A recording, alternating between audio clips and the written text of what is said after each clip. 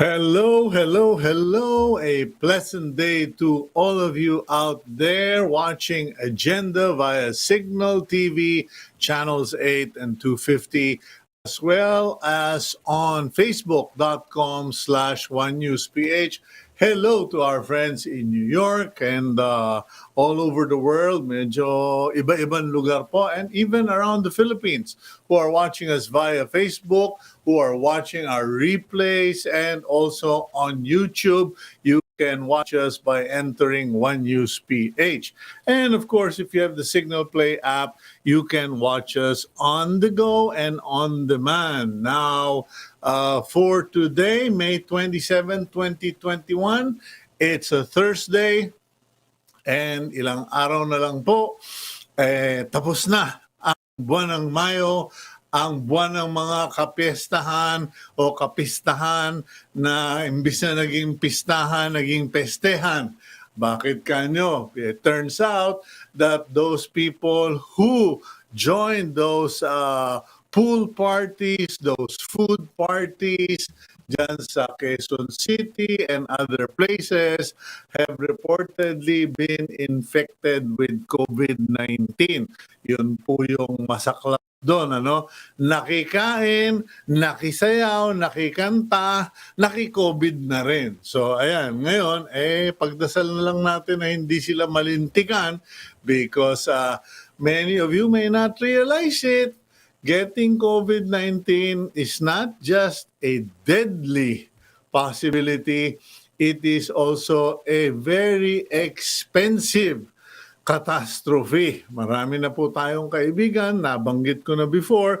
I have a friend who had COVID-19, stayed 1 month in the hospital, ended up racking a bill of 5 million. Ay hindi naman po siya sikat na tao, hindi siya sasabihin mong mayamang-mayaman, middle upper class na tao, 5 million, ubos yung kanyang ipon, pero ang masaklap, patay pa siya and tinubos pa siya ng ibang mga kaibigan. Anyway, before the day gets glum or dark, I just want to encourage all our viewers, mga kaibigan, if you got to watch the public address of President Duterte last night ba yun, lumalabas po na may sinabi si Secretary Carlito Galvez that kakaunti pa lang na mga senior citizens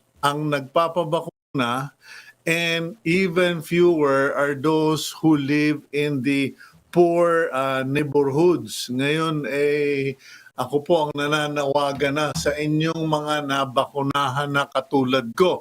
Ako, 1-0 po. Next week, yung second job ko with Sinovac, I'm finally, with my wife Karen, we are finally going to get our second job next week, God willing.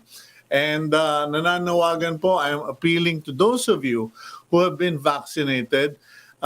Since we are mostly stay at home, please call out to your friends, to your relatives, to your family members to sign up, register, make sure that they are willing and able to get vaccinated.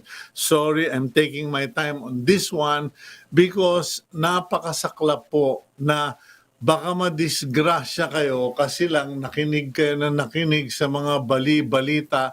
Tingnan nyo po yung mga kaibigan niya, and us, we who are already vaccinated, are the best testimony. We are now the influencers. Let us influence others to get vaccinated because we cannot continue living with face mask, social distancing, etc. Kaya pa ba nyo isa pang taon na nakakulong kayo? Let's put an end to this, and the only way to put an end to this is for all of those who are vaccinated, as well as those who are in the front line. Mga doktor po, parang awan nyo na. Kayo na ang mag-text, manawagan, tumawag sa mga pasyente ninyo to ask them, have you been vaccinated? Are you planning to be vaccinated? Because I have no intention of performing your autopsy. Anyway, having said that, please Don't go out and get vaccinated, and if you are vaccinated, share the share the gospel, no? Share the good news. Magpabakuna na kayo. Okay, let's now move on to the front page of the Philippine Star. Meron bang good news? There we go. Rodi open to VP run in 2020 polls, says Panelo. Says Panelo. Octa Research Group recommends retaining GCQ for NCR+. Yan na po yung sinasabi ko. Ayan na naman, one more month ng GCQ. Kaya pa ba natin? And then, suspect in illegal sale of vaccine surrenders. Tanong, meron bang talagang naging illegal sale? House OK's economic chacha. Ayun po, maliit na storya pero malaking basag ulo yan.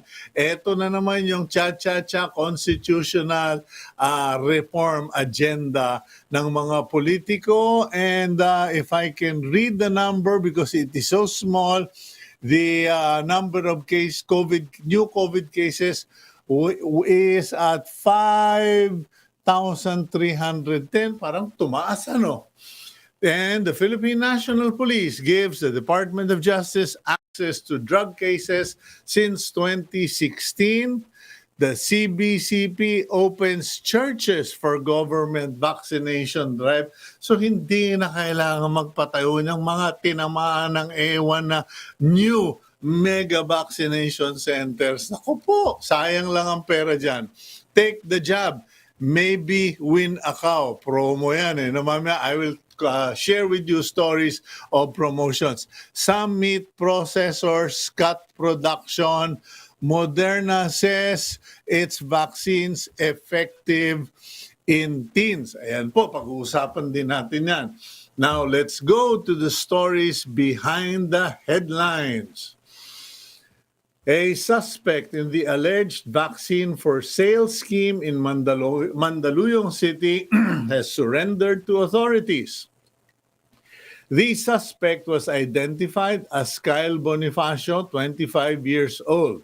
He also said that he did not sell slots and merely received receipts. However, he refused to elaborate. Bonifacio's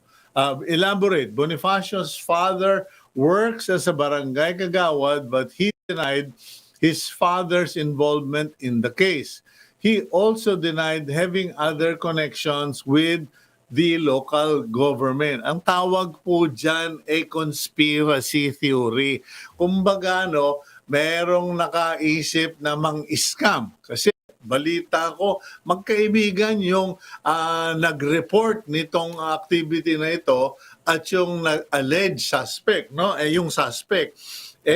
Malamang at malamang dito, mangwa 1, 2, 3 siguro ito, ngayon parang lumalabas na now the vaccination program of Mandaluyong is under question. We might be investigated by the World Health Organization. The PNP is in it, etc.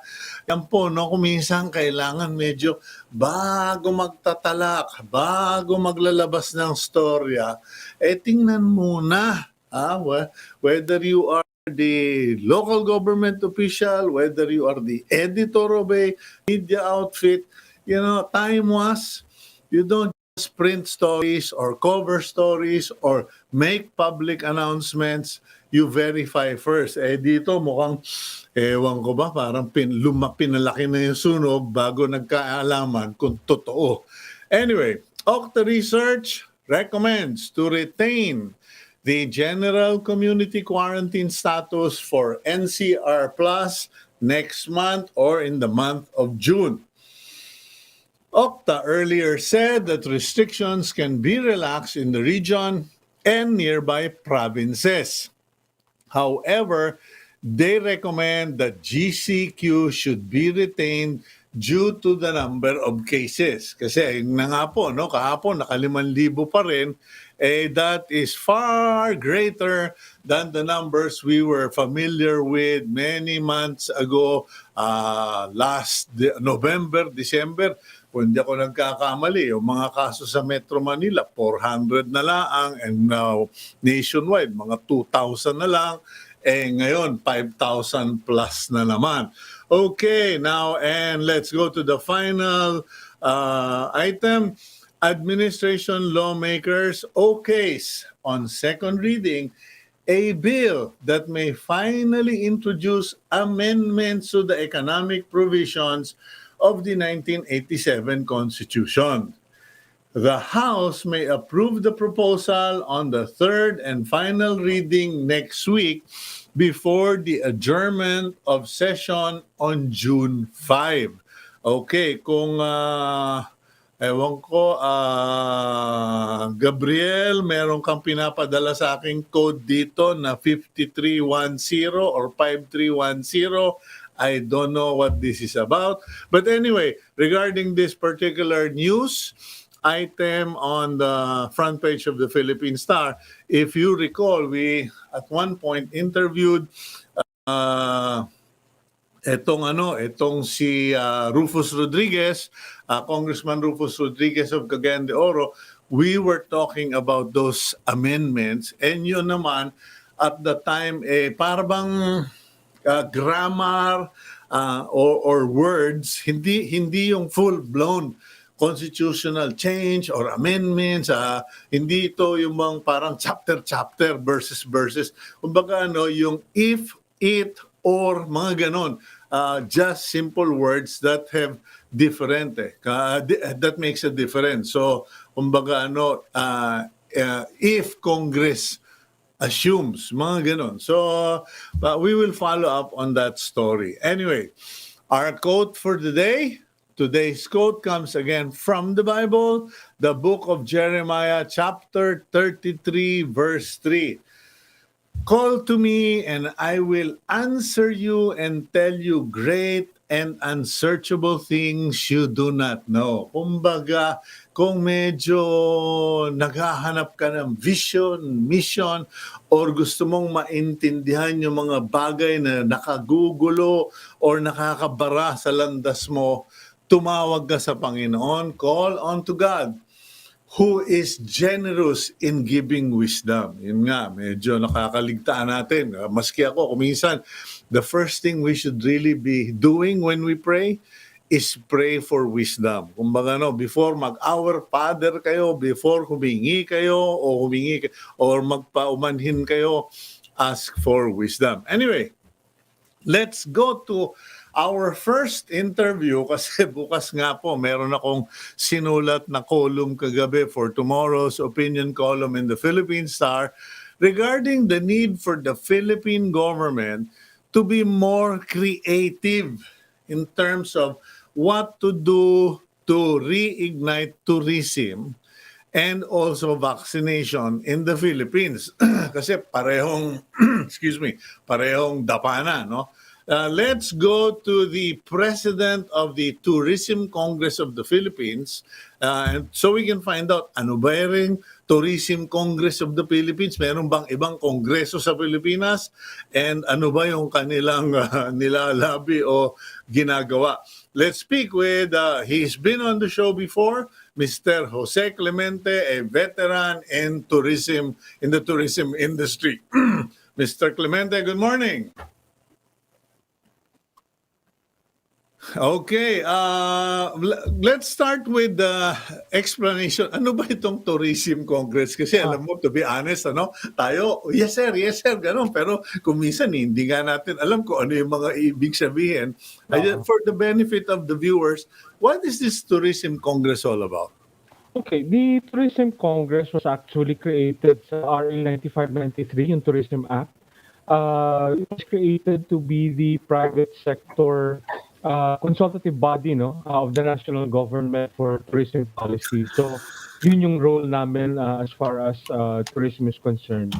We consist of the various sectors of the tourism industry and from region to region. So, national ang scope ng Tourism Congress. Kumbaga mga representatives or people in the business all over the country who have a say on the matter. Yeah, we Okay. represent our sectors. Now, ano itong nabalitaan ko na meron kayong mga pinupush na agenda in your latest meetings? Well, yung primary concern namin the past few weeks, yung I don't know if you've heard yung program, yung Cares for Travel ng Small Business Corporation, no, through the DTI. Kasi medyo mababa yung utilization. That fund came from Bayanihan too. A total of 10 billion pesos and 6 billion was allocated sana for operational loans, no, for the stakeholders. Nakita namin medyo mababa yung uptake doon sa utilization. So we continue to dialogue with the small business corporation, pwedeng luwagan yung mga ibang provisions or conditions of availing the loan. And we've been able to manage to get those. So SB Corp was kind enough to give us some concessions on some of the things that we requested for. And then, of course, hindi rin nawawala naman yung kagustuhan din naming to gradually open up tourism again, no? But of course, we do realize that there are prevailing health conditions na medyo mahihirapan din tayo buksan na yung nasa isip natin dati na talagang dagsaan turista. But for us, ang iniisip lang namin is paunti-unti sana. And we were even discussing with the secretary, with the DOT, is the possibility of, yun na nga, no? I think it's in the news the past 2 days, is to allow for these green lanes or to allow for fully vaccinated tourists to be able to enter the country. No, actually, some people reacted to that kasi yung lumabas nga yung balita na if you are fully vaccinated, dapat yung you can be allowed on those green lanes or at least shorter ang quarantine mo, 7 days na lang, no? And I know for a fact that there are many people who don't want to move, who don't want to travel, who don't want to come in here, or who don't want to go anywhere if they're just going to waste or throw away 14 days, knowing fully well that they are completely vaccinated. Now, is there, Joe, right? Joe. Yeah.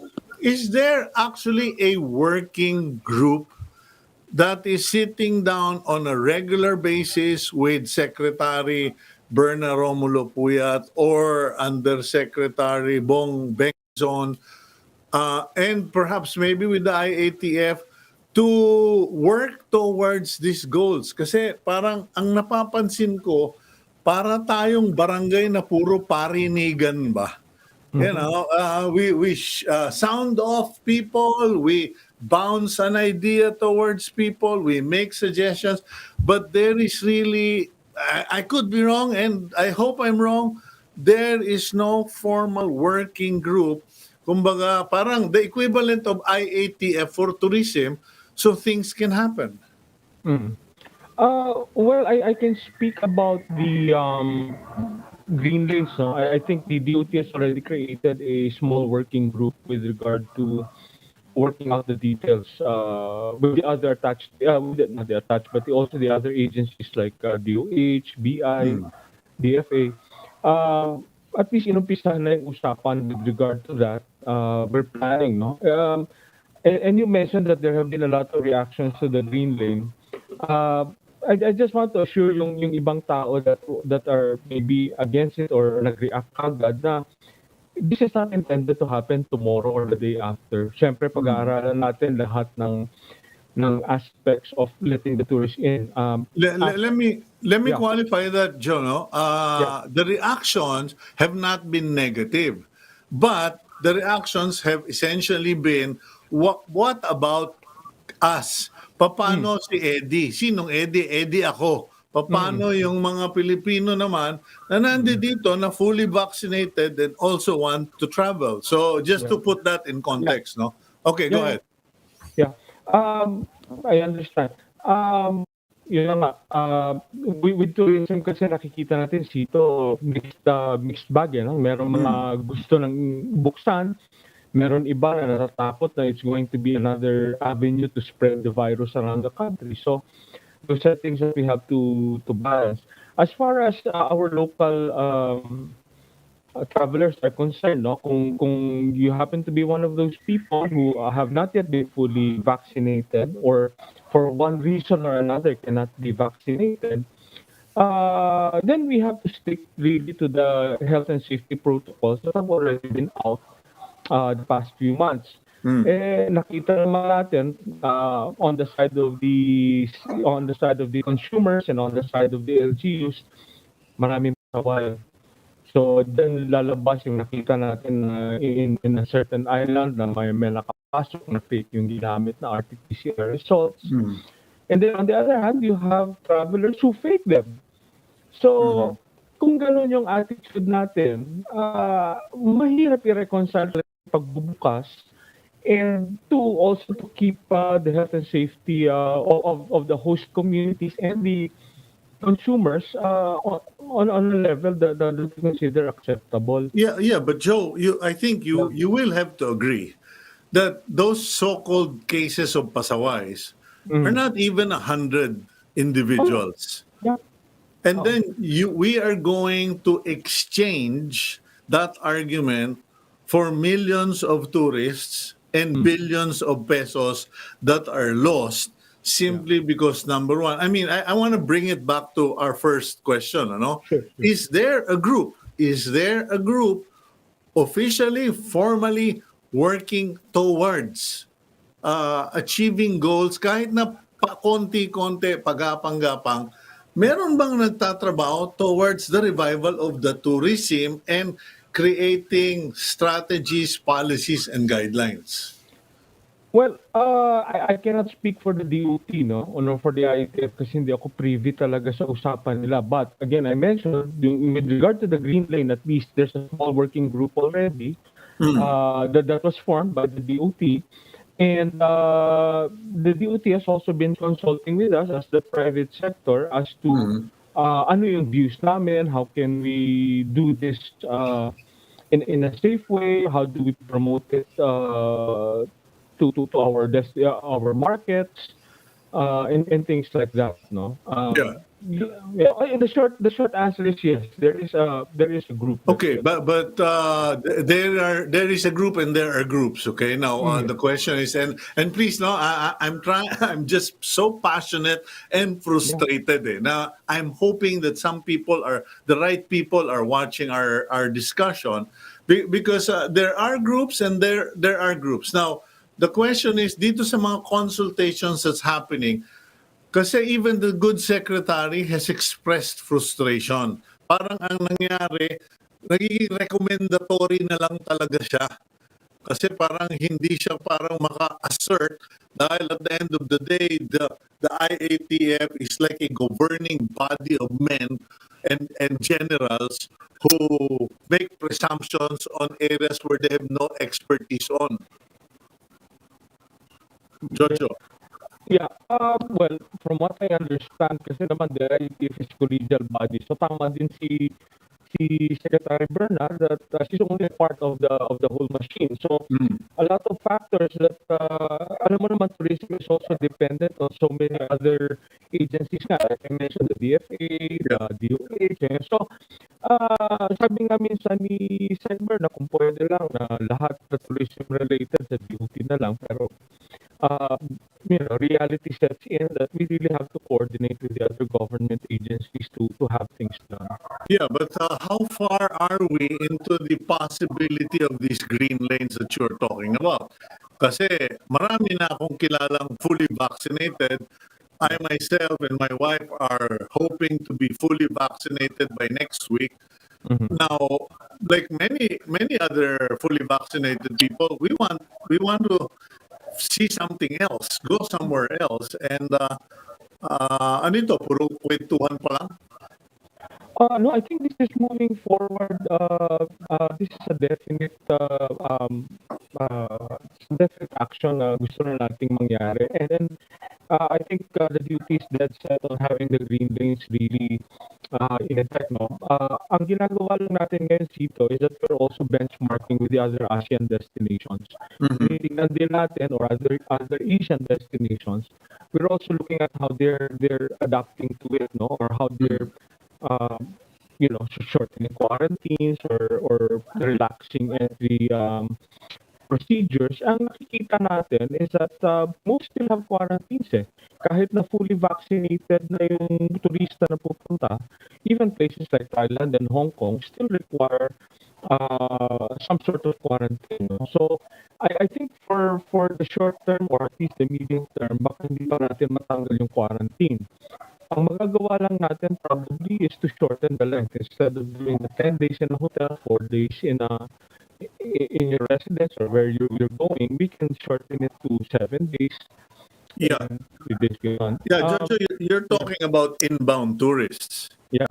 and travelers. But what about the Outbound. internal tourists, or The domestic. the domestic tourists? Yeah. The domestic tourists, well, ang problema natin with the domestic tourists ngayon is that, syempre, acknowledge that the NCR plus area is really the main market, no, for most of the tourist destinations. Since we're still under this, nalilito na rin ako minsan, is it the reinforced or GCQ or something, Mm. meron pa rin parang limitations as to uh, traveling outside. And hopefully within the next few weeks, medyo maibsan na rin yun, or ma-relax na ng konti. So then we're able to get people traveling again. But Mhm. on the other hand, and you probably know this naman, Chito, yung mga LGUs din, sila din minsan yung mahigpit, or iba-iba yung Yeah. procedures nila and guidelines. So, Yeah, but Jojo, what are the industry players and executives saying? Because it seems that the blanket excuse or blanket protocol is about the number of COVID cases and the quarantine status. But mm, that is not the argument. The argument is, what about people who are fully vaccinated? Because, I mean, Jojo, I don't know if you're aware of this, no? And people might laugh. Pero alam nyo, mga kaibigan, doon sa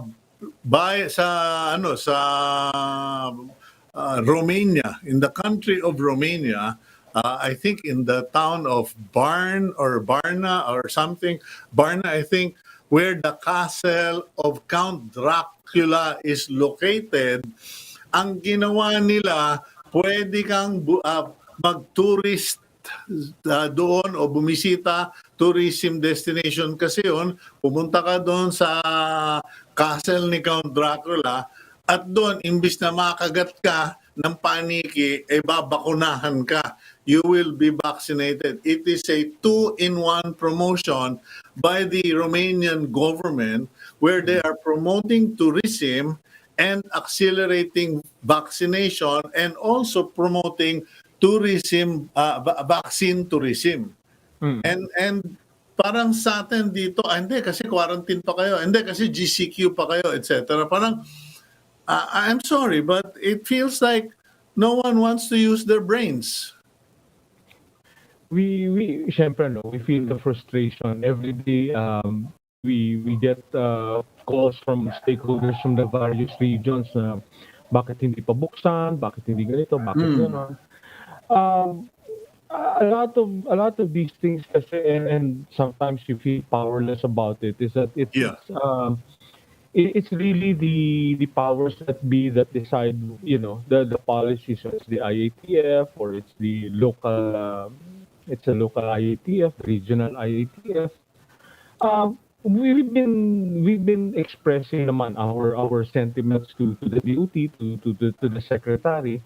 Mm. Um, Ewan ko eh. It's people are the nature of tourism is such that do we open? Do we not open? Do we? Yeah, but Yeah, Jojo, I guess because we're down to our last 2 minutes, Jojo, yeah, yeah, because you represent the Tourism Congress as well.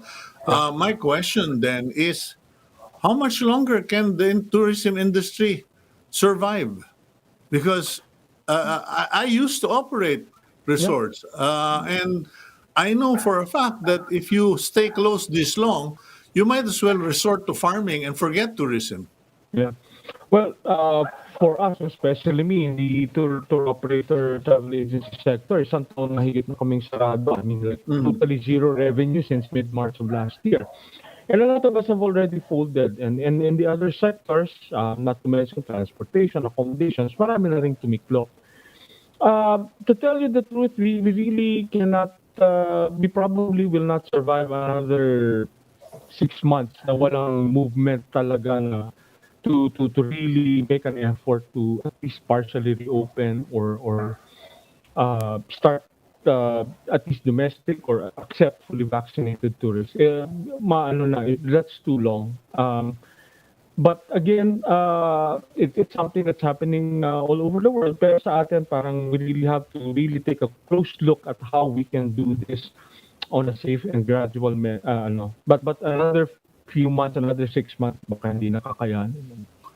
Not If nothing improves in 6 months, how many percent of the tourism industry will be gone? um alam mo, well, I've just made this into a conversation. We talk about it, pero I would say about 60% at least. Hindi, ano na eh. It's really, not unless there's intervention, further intervention from the government to really subsidize the industry or to give us additional financing na hindi mabigat. But aside from that, we really have to get it going one way or the Okay. other. Well, thank you, Jojo, and please continue to stay in touch. Let us know what the industry participants are feeling, saying, thinking, because we are not being critical of government, but some people in government need to understand that tourism involves lives, jobs, money, and investments, and we cannot afford to see 60% of all of that just disappear from the Philippines. Thank you very much, Jojo. Okay. Thank you, Cito. Good morning. Okay, that's Mr. Jose Clemente III, the President of the Tourism Congress of the Philippines. Ayan po, no, medyo baka sabihin nyo, Sito, mukhang madino yung galit mo. Alam nyo po kasi ang pinaka nakakapikon po ay hindi po yung katangahan, kung hindi yung katamaran, whatever form it may be. Kung tinatamad mag-isip yung ilang opisyal na mag-isip ng mga paraan or posibilidad, yun po ang pinakamalaking kasalanan at insulto. It is adding insult to the injury if you refuse to even think of ways and means and organize groups so that we can find ways and means to safely operate industries and sectors in the Philippines. Because alam nyo po, ako po nanggaling, I came from tourism. I used to be part of a group that built resorts. I built my own. I ran bed and breakfast and a big resort there in Palawan. I managed it for a company. Alam nyo yung ganito katagal, 1 year and ilan ang buwan na ba? March, bali, April, May. One year and 3 months, ganun katagal po, ubos na.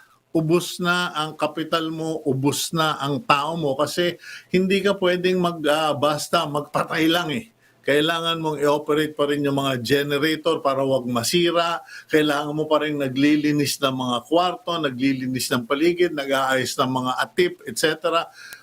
And you have no income coming in. Imagine trying to maintain 40, 60, 100 homes. Kasi ganun po ang katumbas yan. It's like owning 40, 60 to 100 homes when you are a tour operator and you have employees. Sabi ni Mr. Clemente, another 6 months, you can kiss 60% of this industry that used to generate billions for the Philippines. Ayan po. We'll go for a quick break, and when we return, let's go to our next guest, Senator Gatchalian.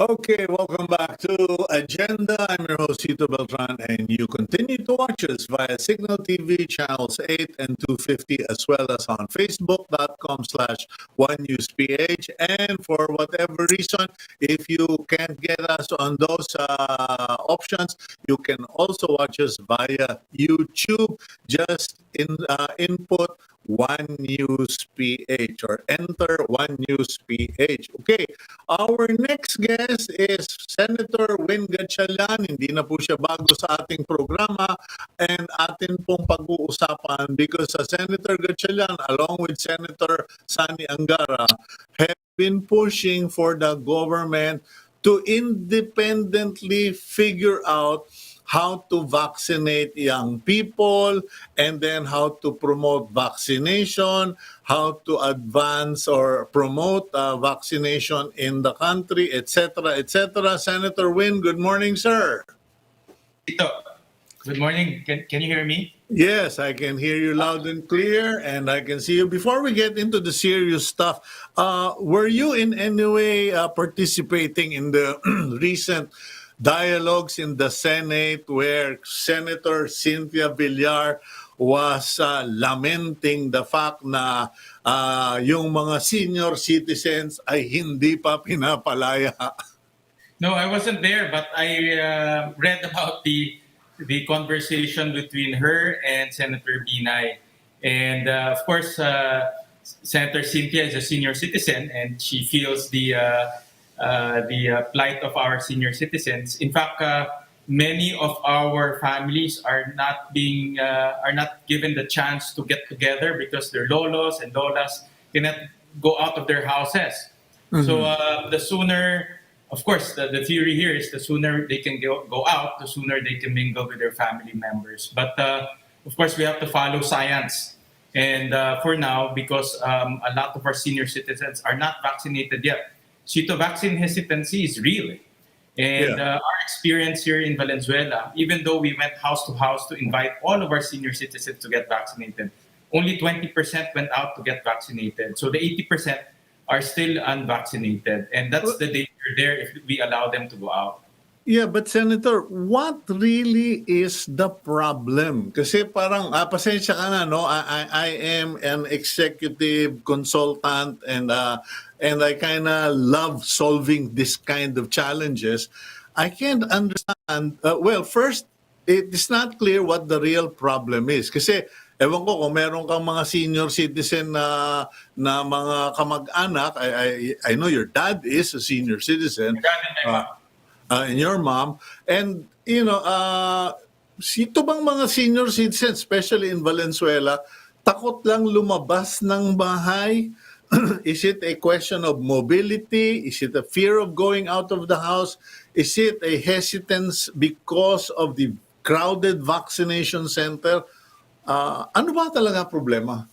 Well, Cito, I read the SWS survey and that says it all. No? And to sum up the answer to your question is fear, takot. No? Takot sila because it might harm their health.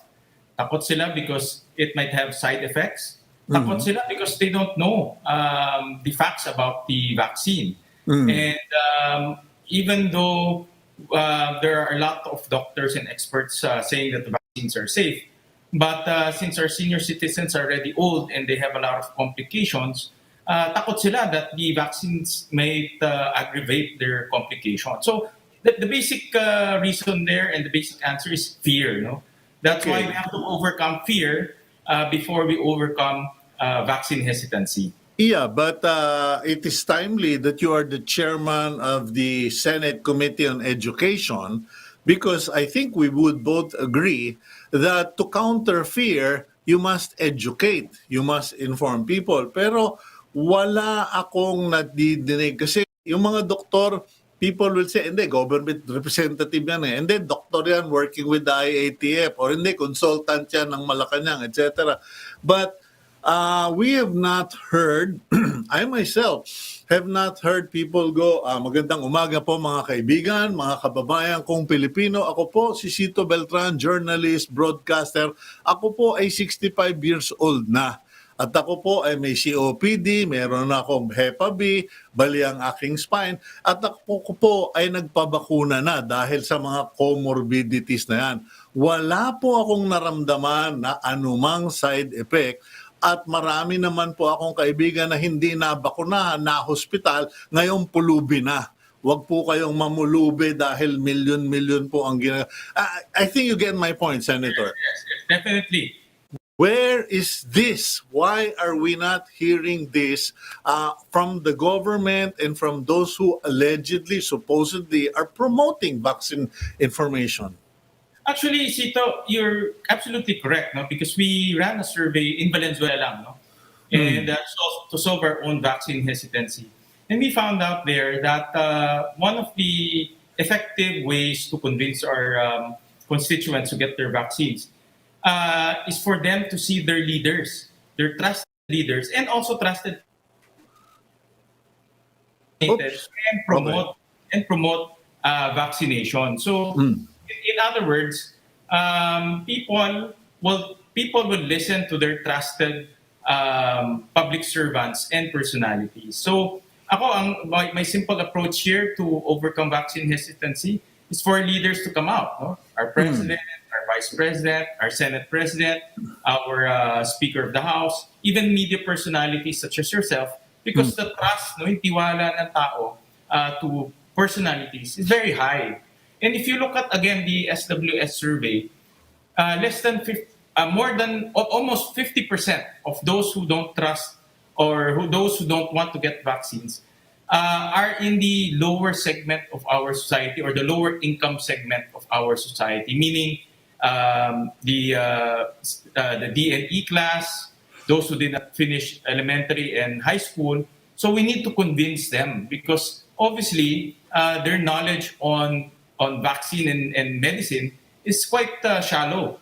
So we need to communicate with them and convince them to get their vaccines. Okay, let's go for a quick break, Senator Win. And when we come back, I'd like to ask you, is it really about ignorance and not much knowledge on vaccines, or is it something else? We'll be right back after this quick reminder.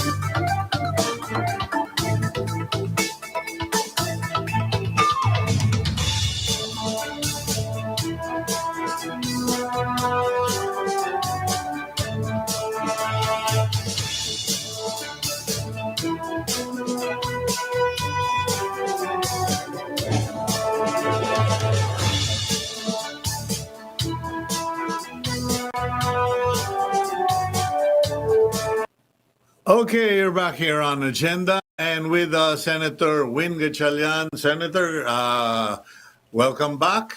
Ngayon, yung pinag-uusapan natin kanina, you were saying that the hesitancy is greater among the poorer segments of society, yung DNE, sabi nga ni Secretary Carlito Galvez, no? Pero ang tanong, sila ba ay nag-aalinlangan magpabakuna o iniisip lang nila na wala naman silang mapapala? Because just to put everything in context, ang dami kong alam na mga mahihirap na Pilipino pati sa probinsya, many poor Filipinos in provinces who won't even go to the hospital because they believe it is already a mindset that they are poor, they have no money, and we can't afford it, number one.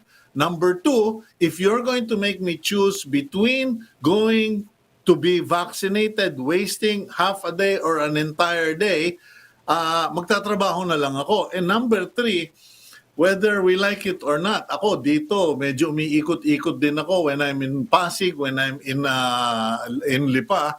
Kuminsan napapatanong nga ako kay Lord, sabi ko, Lord, ginawa mo ba bulletproof itong mga mahihirap? Parang wala sa kanilang tinatablan itong COVID na ito. So maybe they have this misimpression, maling pag-aakala na, hindi naman tumatama sa amin. Wala dito sa barangay namin. So okay lang.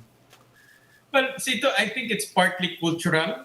Cultural in a sense na you're right, no, na some of our less fortunate constituents think that they can cure themselves, and because of their daily exposure to the environment, actually help them develop their immunity against sickness, against viruses. But I think for me, the basic reason is the lack of information and the lack of appreciation. I think a lot of our poor constituents do not appreciate that vaccines can prevent the virus and can help them continue their work and help them reduce their downtime. So lack of appreciation is one reason.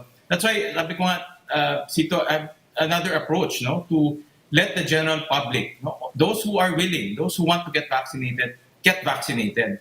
I believe that if we have enough people vaccinated, we build critical mass, and then after building that critical mass, we'll hit a tipping point in which everyone, the others who are hesitant, will be compelled, to get their vaccine. So my call to the IATF, come June, allow the general public to get vaccinated already, because looking at statistics, only 32% wants to get vaccinated. And if you multiply that by the number of people here in NCR Plus, that's only 8 million.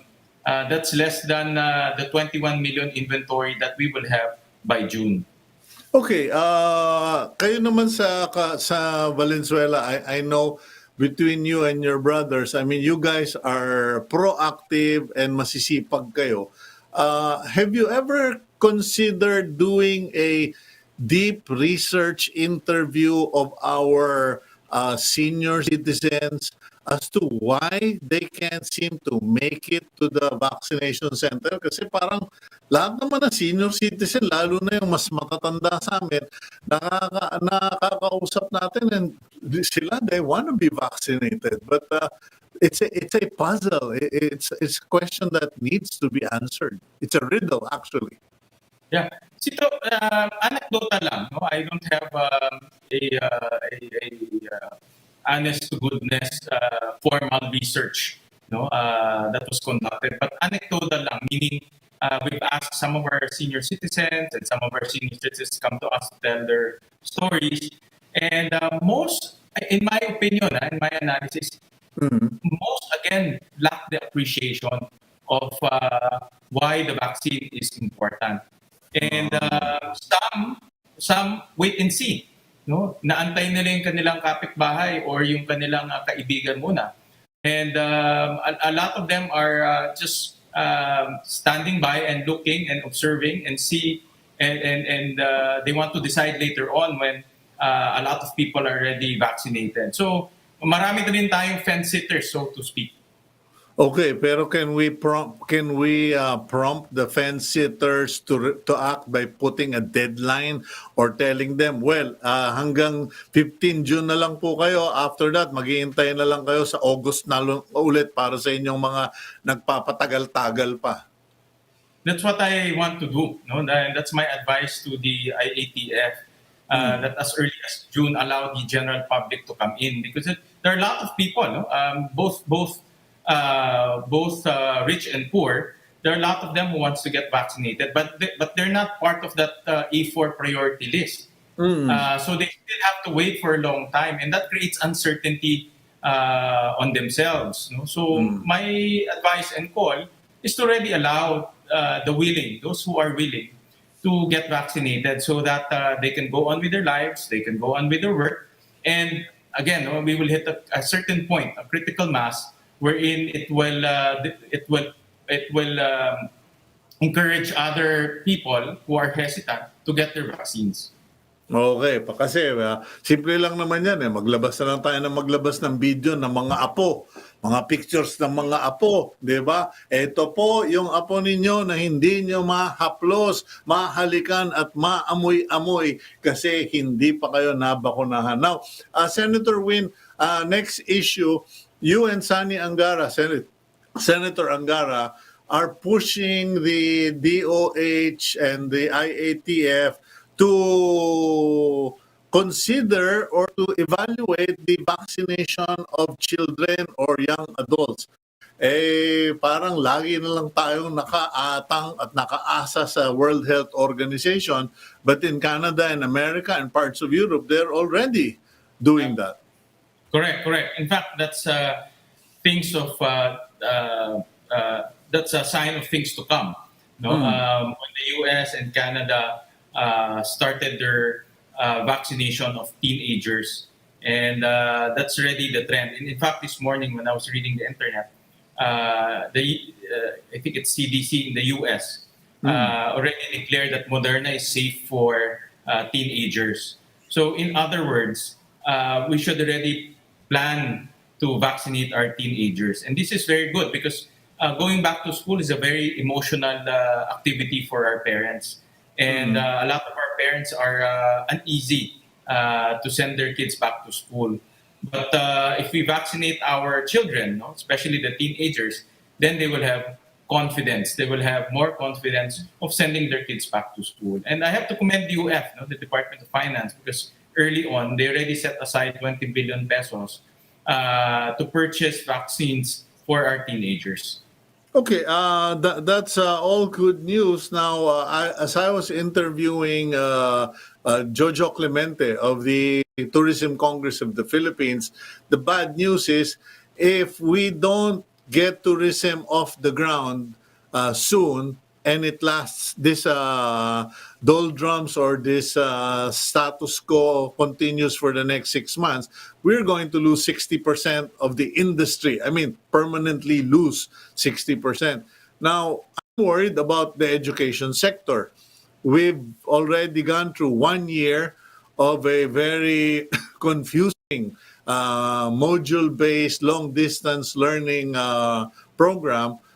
Can we afford another school year of this? I'm hoping not, Cito. I'm hoping that by August, September, we will have face-to-face classes, at least in low-risk and zero-COVID areas. We had 1 year of pure distance learning. 90% of our kids went through distance learning.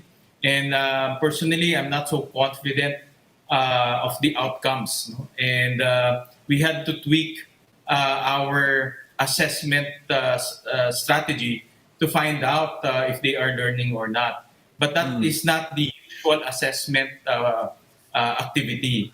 So if we, in other words, if we follow the traditional assessment activity, I don't think our children will even pass or qualify to our expectations. So in other words, I'm really hoping that by August we will go back to face-to-face.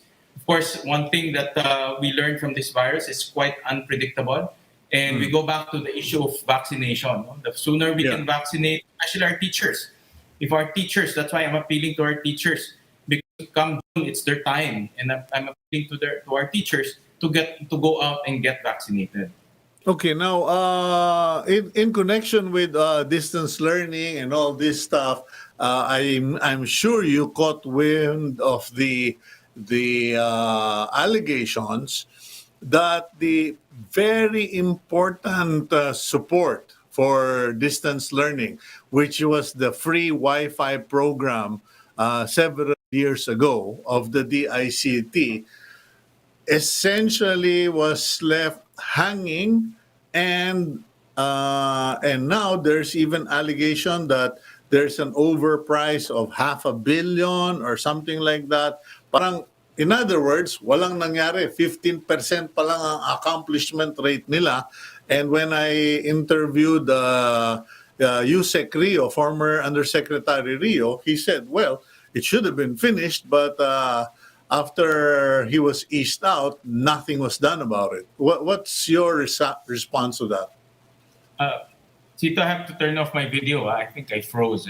I'm trying to turn on and off, but nothing's happening. Well, it's really sad, no? The time we need internet the most in our schools and for our learners is the time that we bungled this very important project of rolling out internet.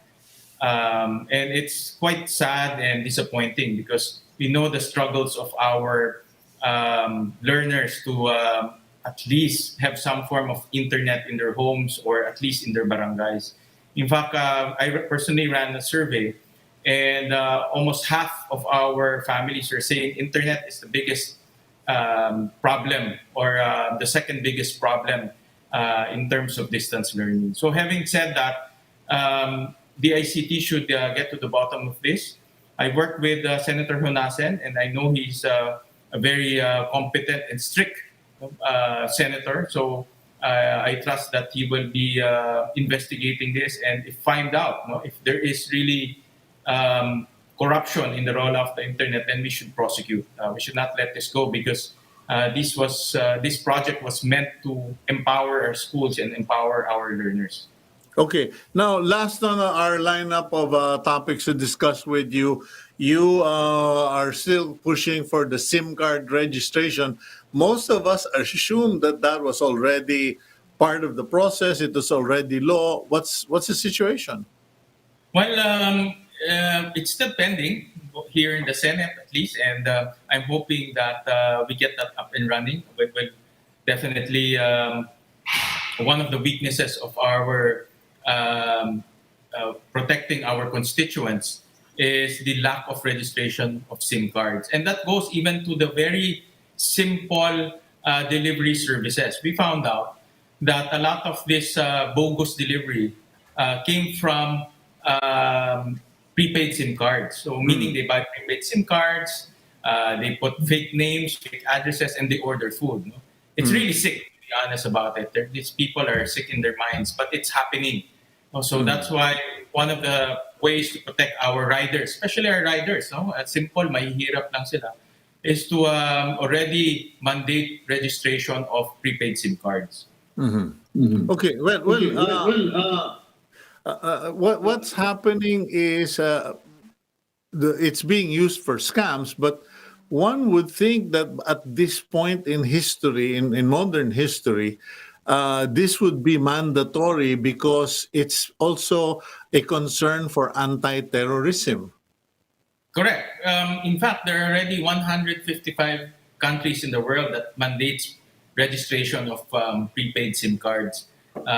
So we're one of the minority. There are only 240 plus countries. So in other words, majority of the countries all over the world mandate registration of prepaid SIM card precisely to prevent crime.